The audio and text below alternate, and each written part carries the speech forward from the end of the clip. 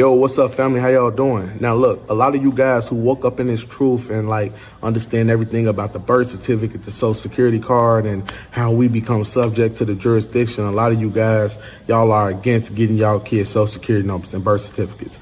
Okay, well, I got a plan, right?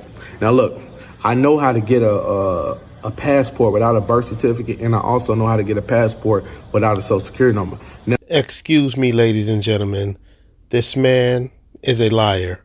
There is no way to get a passport without a social security number and a birth certificate. You must provide both. If you don't have one, then you can't get a passport. If you don't have the other, then you can't get a passport. In order to get a passport, you must provide both. You have to mail your birth certificate and social security card to the passport office. Then with the application, then they will issue your passport and mail you your birth certificate and social security card back first, and then they will eventually mail you your passport. So this man is a liar. You cannot get a passport without providing a birth certificate and a social security card. And the reason for that is because to get a passport, you have to prove citizenship. Now, when my son was born, his name Malachi, right? I did not get my son a social security number, right? Because the birth certificate doesn't prove federal citizenship, right? The social security number does. So we just got him the birth certificate because my wife had him at a hospital, so they required us to give him a birth certificate. Cool, because the birth certificate don't mean nothing. So when we went to go apply through the passport agency at the local post office, we had put his social security numbers all zeros. Now, the Department of State would then ask us to send in back this letter that they sent us. I declare on the penalty of perjury that I have not received or never was never issued a social security card by the Social Security Administration. So we have to check off no and sign our name on the penalty of perjury. Always put without prejudice UCC 1-308. You always want to protect your rights.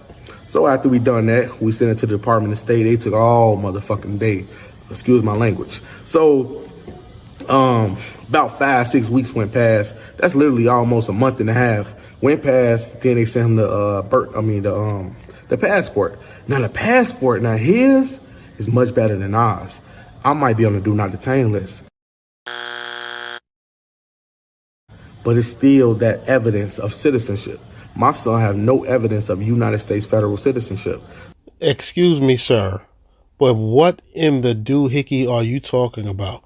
How doesn't your son have any proof of citizenship when you just admitted that he has a birth certificate that proves that he was born here in the United States?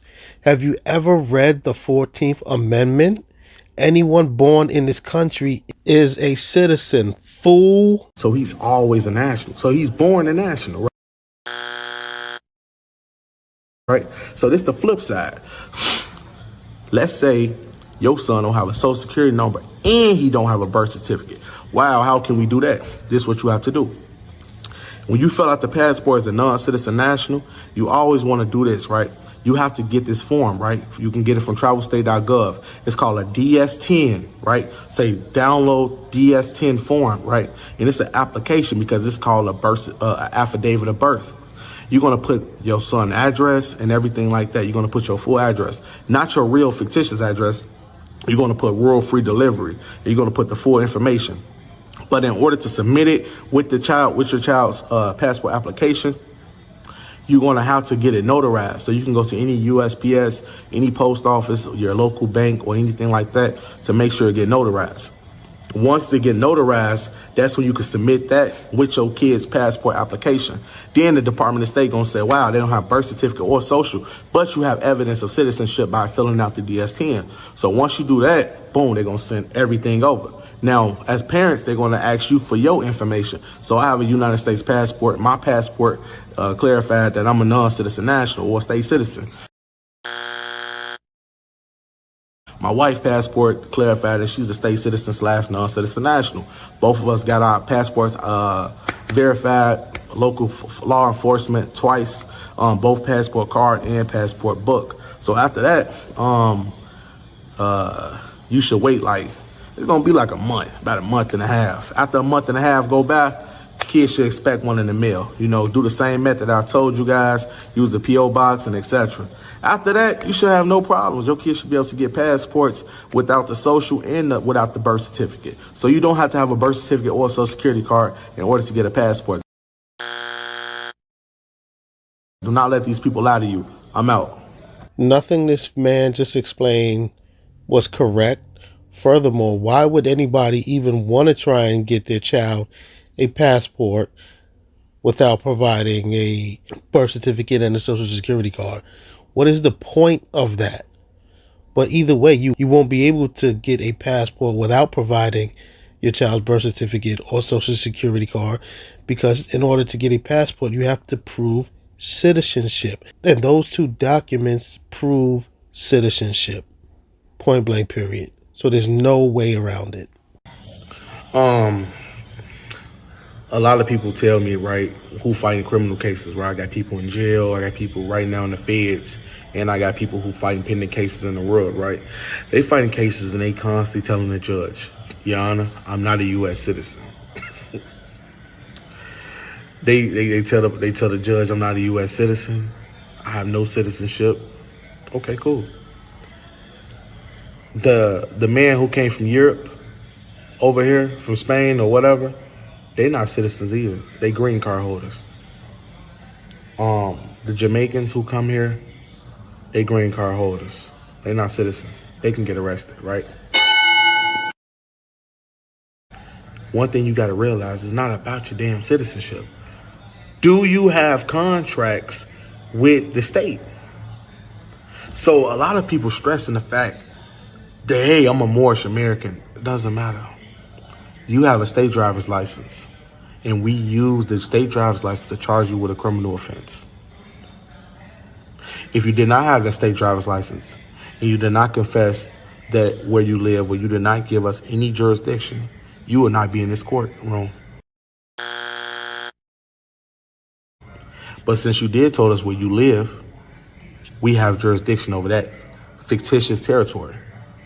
You didn't say you live in the United States of America Republic. You say I live on 123 Main Street, and that's what subject you in. So when people go to court, they be like, Your Honor, I'm a national. I'm a state citizen. They believe you. You is a state citizen. And that has nothing to do. Read your criminal complaint. That has nothing to do with we got an ID on file. We have a social security number on file. You gave it to us. What you mean you're not a subject?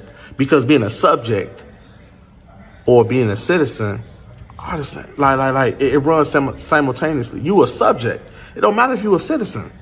But what I'm saying is citizens in the sense of being a slave. Like you want to be a subject to the jurisdiction. So the average U.S. citizen would get everything that the state tell them to. And it's okay for the citizen to do that. But if you claim to be a national, you have to separate and become a national. That's why they issue passports for non-citizen nationals and they issue passports for U.S. federal citizens. You don't have to get a passport to be outside of their jurisdiction, just to let you know that. Do you need the passport? Hell no, you don't need the passport. Excuse my language again. No, you do not need your passport. You can have a normal international driver's license. You can have a nationality card. Doesn't matter. Yes, the Moors who got them nationality cards, they can have those. But they be putting fictitious addresses on those Moorish American nationality cards and still go to jail. Because they thinking nationality plays a role in jurisdiction, and they don't.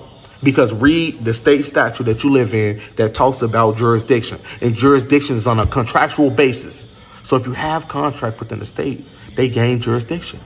You become subject to jurisdiction the moment you have contract. And the contracts that you have, your driver's license, and your state ID, and your registration. And the reason why they have contracts, the reason why those contracts are so solid, because the addresses is what puts you in the jurisdiction. That's what puts you in. I had a friend of mine, and I'm actually gonna post this in my shorts, in my YouTube shorts. He just sent me the video. The police hounded him. He said, "So where do you live?" "Sir, you live somewhere, miss. Tell us the address." He said, "Ma'am, I I don't live in y'all jurisdiction. Sir, do you have any contact, like a phone number? No, because he know what to do. You guys who claim to be sovereign or nationals, y'all get them jurisdiction every time without even knowing it. And it's okay, because ignorance is just not knowing. It's okay. It's okay.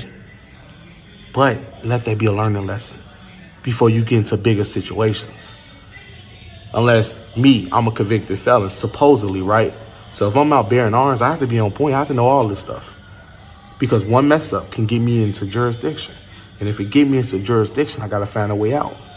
That's why I'm trying to teach you guys how to get out of jurisdiction so you won't have to go through that. So when you get out, you good.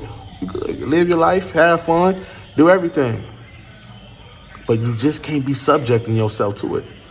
Please don't subject yourself to jurisdiction, y'all. Like, be smart, be wise, But no, citizenship, like, your citizenship has nothing to do with jurisdiction. It doesn't matter if you're a Moor. It doesn't matter if you're a state citizen. It doesn't matter. It has everything to do with the contract you have with the state. That's the only way. How they gonna draw for complaint? Because I'm gonna show y'all this, right? I'm gonna do it in the next video. Don't worry about it. I'm out. I can't even lie. It's fascinating to see how passionate this man is about preaching his garbage. This man has absolutely no idea what he's talking about, but he is very passionate about it. But you heard that, Maures? This guy has all the answers for you. So don't follow the Moorish American way. Contact him for a consultation, and he will truly teach you the way. See the gimmick there? This is strictly just about him getting clientele and consultations and money from the consultations, because none of the information that he is teaching is accurate, and it will lead you straight to jail. He has no idea what he is talking about.